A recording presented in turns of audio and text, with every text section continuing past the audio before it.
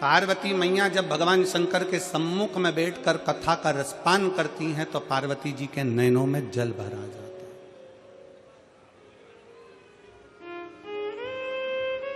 पार्वती जी के नैनों में जल भर आ जाता है, नेत्र में जल।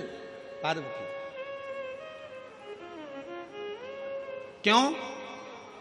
पार्वती जी के नैनों में जब कथा सुनने के लिए बैठ रही थी तो जल इसलिए भरा गए। दो चीजें पार्वती जी के नैनों में आई थी, एक जल भरा गया था, फिर निंद्रा भी समा गई थी। पार्वती जी के नैनों में कथा चालू होने के पहले जल इसलिए आ गया था क्योंकि पार्वती जी को अपने पूर्व जन्म का भान होता गया।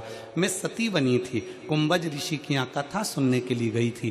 कथा सुनने के लिए जब मैं कुंभज बाबा के यहाँ पहुंची तब उस जगह पर मेरा मन कथा में नहीं लगा था, मेरे भीतर अहंकार आ गया था और कथा मुझसे छूट गई थी।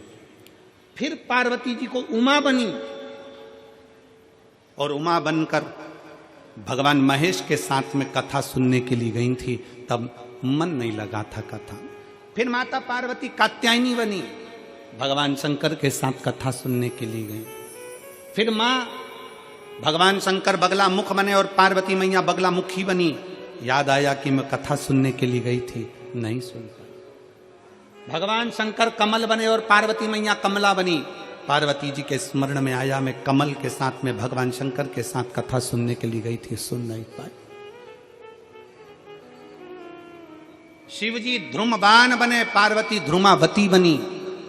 स्मरण में आया कि मैं कथा नहीं सुन पाई थी। जितने जितने शंकर भगवान के साथ में, शंकर भगवान महाकाल बने और पार्वती महाकाली बनी, तो पार्वती जी सोचती हैं कि मेरे उस समय पर काली बनी तो भी कथा नहीं सुन पाई,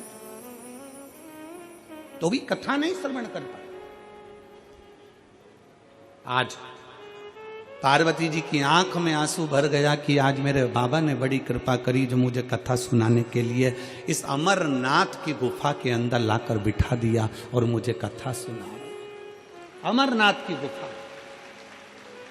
अरे ओ मेरठ की मेरी जीजियों और मेरठ के मेरे जीजाओं, मेरी बेटियों बेटाओं, मेरी माताओं, मेरे भाई, आप सब के चरणों को नमन कर कर कहता हूं, ना जाने कौन सी किस्मत आप और हमने ली है जो इस मेरठ की भूमि पर शिव पुराण की कथा सुन रहे हैं।